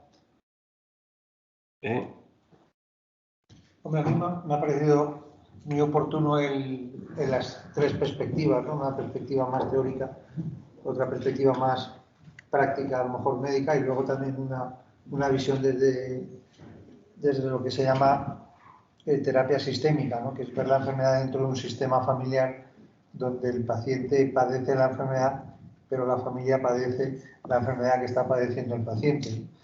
Entonces, es muy interesante porque siempre se ha dicho que yo, por lo menos como terapeuta, tengo muy claro que yo voy a ser el terapeuta de un paciente, pero lo mío es transitorio, ¿no? Mientras que la familia siempre va a ser la familia de ese paciente. Y desde luego que involucrar a la familia en el proceso del cuidado al final de la vida es la mejor manera de evitar un duelo patológico, ¿no? O sea, cuando la familia es capaz de decir hemos hecho todo lo que hemos podido, no hay duelo patológico. Y para que la familia diga a veces hemos hecho todo lo que hemos podido, los profesionales de la medicina, médicos, enfermeras, todos los que estamos en ese equipo, tenemos que involucrar a la familia en ese proceso, ¿no? Porque cuando se les aparta, eso por ejemplo pasaba antes cuando empezó el famoso SAMUR y tal y cual, se tendía a poner como una cortina que separaba a la familia del accidentado, ¿no? Accidentes de tráfico. Y en un momento dado se cambió el protocolo donde se involucraba al familiar, a lo mejor sujetando la botella de suero que sabíamos que no iba a servir para nada porque tenía una hemorragia interna y iba a fallecer. Pero al involucrar a la familia en eso, él constata que los enfermeros, las personas que han ayudado en ese accidente, están haciendo todo lo posible y que él incluso ha hecho todo lo posible. Y me ha parecido un planteamiento muy, muy rico el de la mesa, ¿no? Y creo que el resultado ha sido muy, muy acertado. Bien, yo creo que Marta Albert ha levantado la mano a través del ordenador. Entonces, Marta, a ver si se te oye. Habla, a ver. Sí, ¿me oís? Sí, a ver, yo sí. Sí. Yo perfectamente. Otra cosa es que te oiga el público, pero yo creo que sí. Perdonad, no conecté la cámara, pero bueno, voy conduciendo y en cualquier caso creo que no me veríais. Simplemente mi intervención es solamente para agradecer a los ponentes sus intervenciones. A mí de verdad me han llegado al corazón los tres y me parece que estos debates en la situación actual por la que estamos atravesando, que se habla mucho de la muerte y de la muerte como un derecho, pero también sigue siendo un gran tabú, ¿no? Pues yo creo que nos hace mucha falta a todos y nada, simplemente quería subrayar mi agradecimiento, nada más. Muchas gracias, Marta. Yo tengo una pregunta que la dirijo a todos. Yo he tenido, le contaba antes en la comida a María, durante el COVID estuve acompañando a un amigo mío de mi edad que se estaba muriendo en el hospital y bueno, ya quedaba una semana y le iban a sedar para que se muriera sin dolor. Y entonces le preguntó, estaba yo en la habitación con el enfermo y entró la enfermera y le pregunto, ¿cuánto tiempo me queda? Y dice, pues más o menos una semana. Y le pregunto, ¿y cómo me voy a morir? Una cosa que yo me quedé, o sea, amigo mío del alma, dice, no te va a doler, no te va a doler, te vamos a sedar mañana, o esta noche, no me acuerdo, y ya no te va a doler nada. Entonces yo me quedé helado, ¿no? O sea, una pregunta tan fuerte, ¿no? Que te pregunte, que le dice, ¿cómo me voy a morir? ¿Te vas a morir esta semana? ¿No te va a doler nada?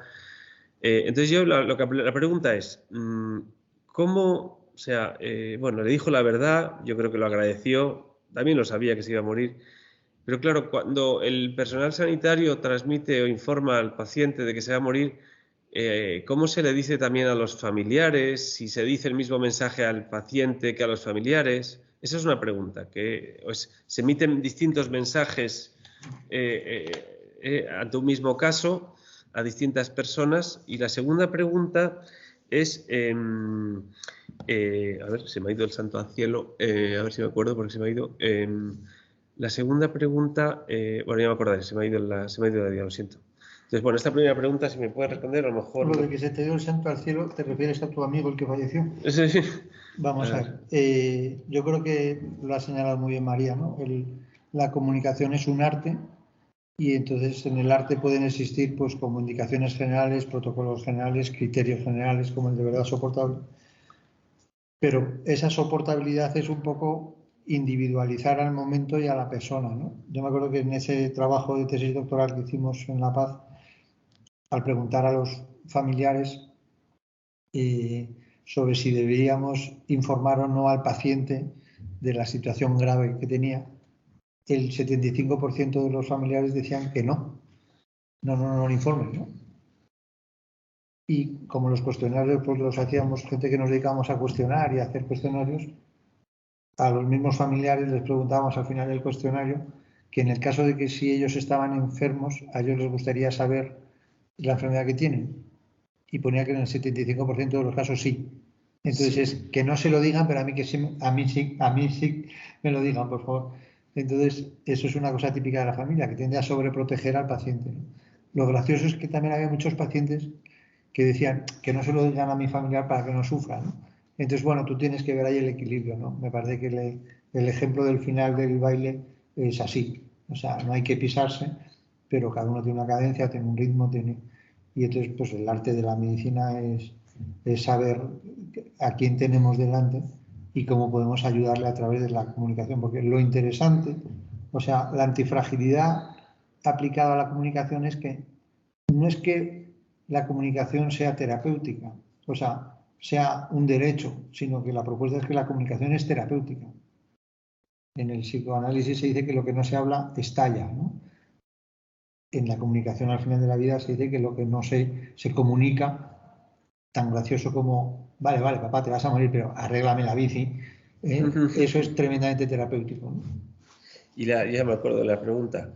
Es si tú, o sea, pues, bueno, también si quieres, respondes tú también a las dos las preguntas, pero la segunda es cuando la familia te dice no le digas nada no le digas nada al enfermo que se va a morir. Entonces, ¿qué haces? Pues nada, no hacerle caso a la familia, como casi siempre.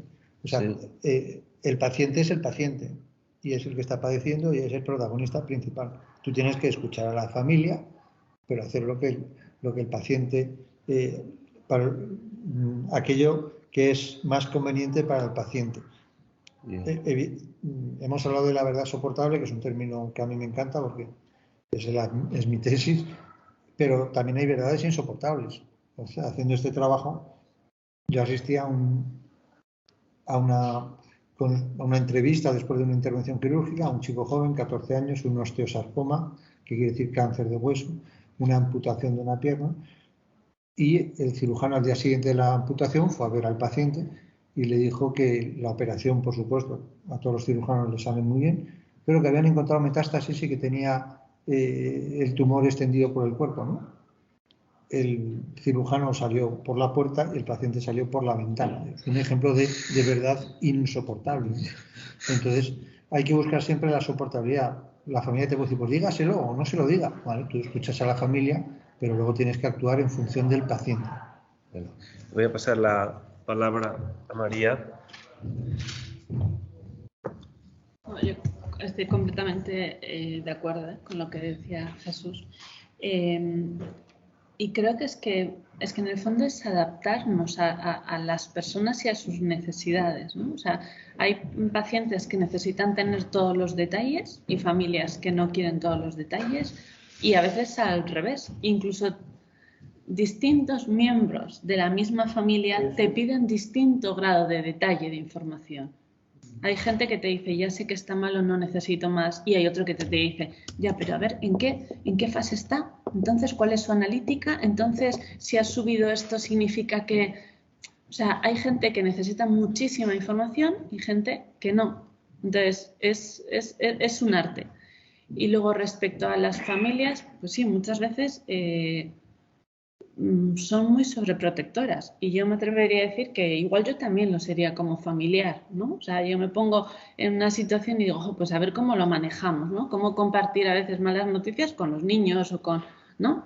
Entonces, primero el paciente lo tiene que saber y a veces podemos ayudar a las familias a entender lo importante de que sepa y que lo que vamos a decir no es algo que le haga saltar por la ventana, sino que va a ser algo que podemos hablarlo de manera que esa persona pueda manejar esa información e ir a una.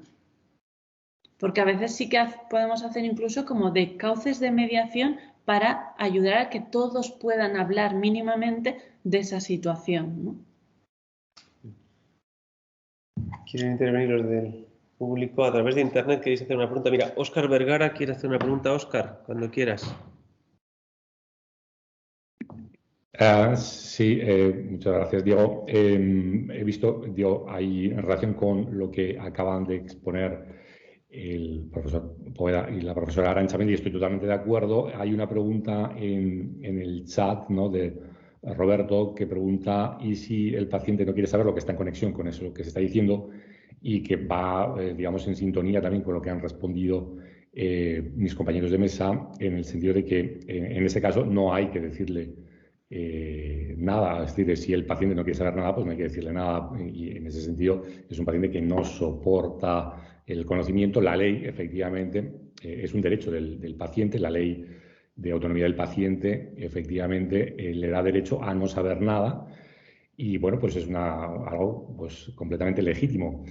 Pero lo que muchas veces puede pasar es que no sepamos si el paciente quiere saber o no quiere saber, o hasta qué punto quiere saber, ¿no? Y en ese sentido, la información yo pienso que tiene que ser algo gradual, y que, digamos, aunque yo obviamente no soy médico, ¿no?, y yo en esto no soy el experto, pero yo entiendo que el médico pues tiene que ir sondeando y viendo hasta qué punto el paciente quiere saber, al margen de lo que diga la familia, como ha dicho el profesor Poveda. Y en este sentido, yo creo que pues hay que intentar pues, conectar con los deseos del paciente, pero desde luego yo creo que hay que intentar evitar esa sobreprotección y dejar al paciente sin saber, porque si el paciente no conoce su situación, pues luego no puede hacer ese tipo de cosas, ¿no?, que ha señalado la profesora Arantxa Mendi, que son unos ejemplos perfectos de lo que yo quería transmitir y que también recordaba ahora el profesor Poveda, del encargo ¿no?, de la misión, ¿no?, que esa hija le encarga a su padre, ¿no?, bueno, antes de que te vayas, arréglame la bici, ¿no? Esa es la gran misión. Si el padre le arregla la bici antes de irse, eso me parece épico, ¿no?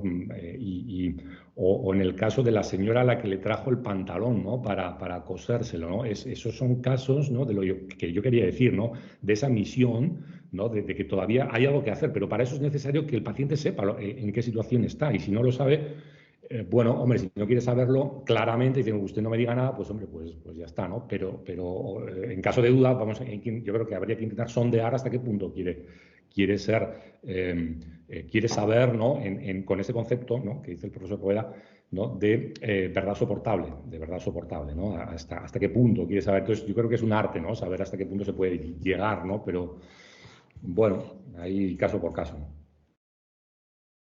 Muy bien. Yo una pregunta íntima en relación. ¿Y a un menor de edad se entiende que es lo que quieran y como quieran hacerlo sus padres? ¿O qué se hace cuando un menor va a morir? ¿Cómo se le informa? ¿Cuál es el protocolo? ¿Los médicos, los enfermeros? ¿Cuál es el protocolo? Yo antes quería añadir una cosa. Hablamos muchas veces de que el paciente tiene derecho a saber y creo que estamos todos de acuerdo, pero a veces el saber no es lo que le hemos dicho o lo que hemos hablado. A veces el paciente o la persona que está enferma sabe que está enferma y sabe que no pinta bien porque lo nota. Entonces, no es solo la información que el profesional ha compartido, la familia, con él, sino que él mismo tiene un conocimiento interno, vamos a decirlo, de que algo no está bien. Entonces, no sé hasta qué punto la persona enferma, en situaciones, por ejemplo, de enfermedad avanzada tal, no lo sabe Es que no sé si existe un caso, no sé qué opina el doctor Poveda, pero no sé si existe un caso en el que realmente no sepa. Porque ha habido una serie de afectaciones en su vida que le hacen ser consciente. Otra cosa es que quizás no lo expresa, no lo verbaliza o no ha querido que le pongamos palabras a eso.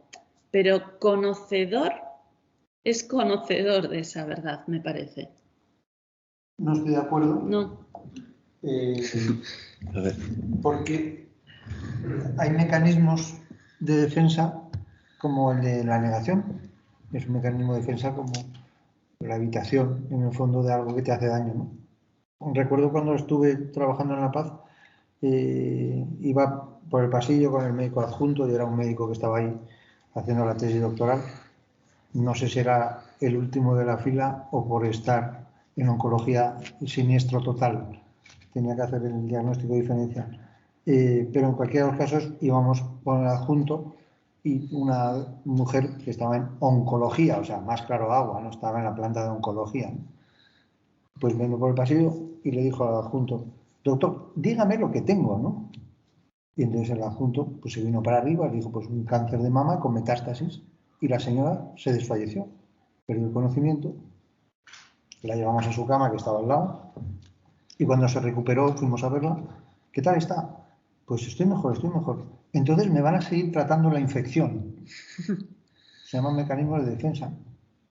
Entonces la señora estaba en que no podía, o sea, en las fases de Kübler-Ross, que ha descrito perfectamente el profesor, pues hay una fase de negación, pero hay gente que se queda en la fase de negación hasta que se muere.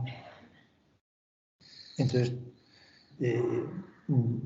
para mí la comunicación es un arte, y no es un arte de hablar de qué bien comunico. No, no, el problema no es lo que dice, sino de lo que se entera el paciente. O sea, para mí el arte de la comunicación no es aprender a decir las cosas, sino enterarte de lo que se ha enterado el paciente, porque lo otro es información. La información la maneja el BOE, la maneja cualquiera, ¿no?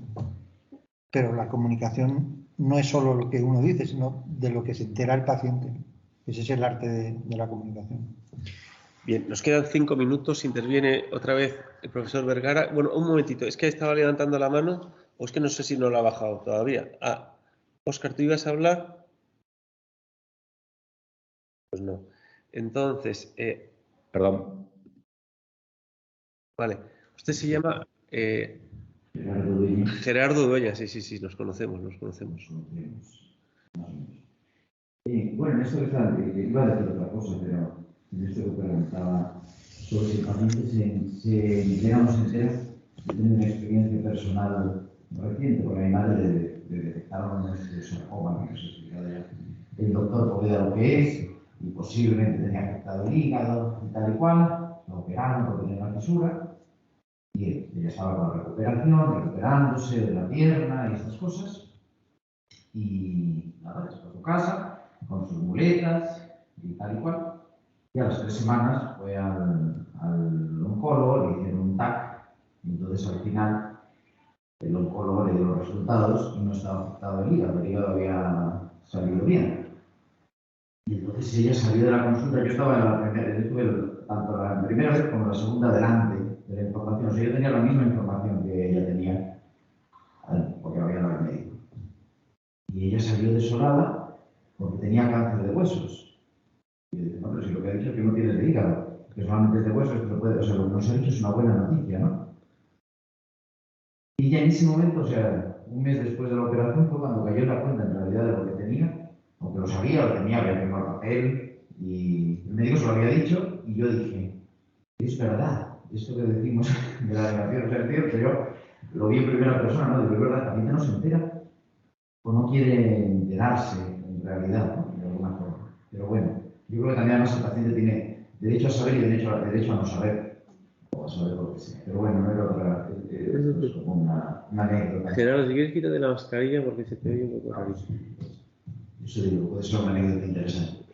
Pero yo estaba con otra cosa, que era: yo veo acompañamiento espiritual por todas partes, porque estoy en la fase esta de la... Estado alterado de conciencia. Está haciendo la tesis, se la estoy diciendo yo.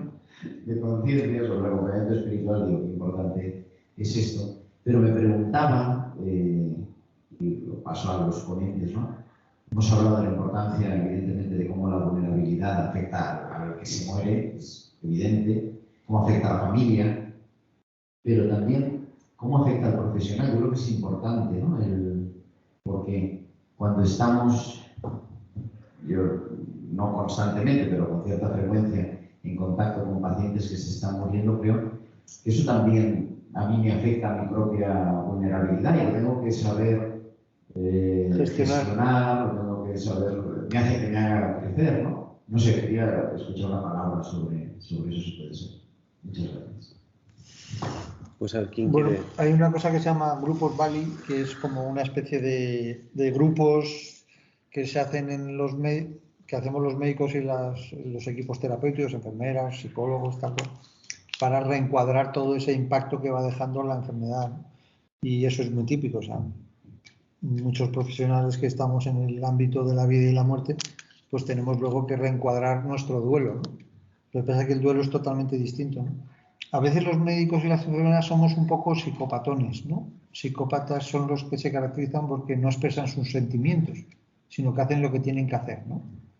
Y entonces, pues evidentemente tú estás atendiendo a un paciente porque ha tenido un accidente de tráfico y no te puedes poner, ay, pero si se está desangrando, ay, pero fíjate, oye, pero es que me estoy poniendo horrible, ¿no? Tú directamente coges el torniquete si es que lo llevas, o coges la camisa de su amigo, taponas la subclavia, le metes en el coche y te lo llevas porque se está muriendo. Y luego es cuando viene el momento de la descarga psicológica. Entonces es muy importante y todos los equipos de oncología, todos los equipos de paliativos, todos los equipos de terapeutas tienen sus maneras de reencuadrar ese dolor, ¿no? En La Paz, en los años que yo estuve trabajando, lo que hacíamos era celebrar todo lo celebrable. O sea, oye, que ha tenido una sobrina, la secretaria, esto hay que celebrarlo. Oye, que es que no había mañana que no celebráramos algo, ¿no?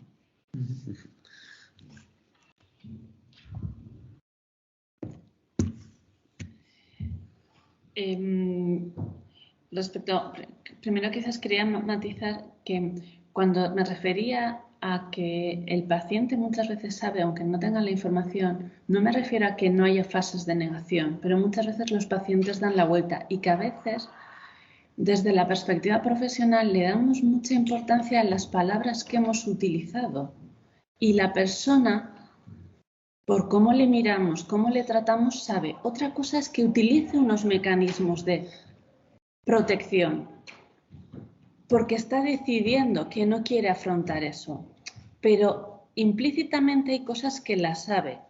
Y con eso no quiero decir que está en su derecho, no estoy en contra de que sepa o no sepa, sino que me refiero a que no nos fijemos solo en las palabras exactas, por aclarar. Y luego, respecto a la vulnerabilidad, es que los profesionales somos vulnerables. Y creo que es una de las primeras cosas que tenemos que aprender.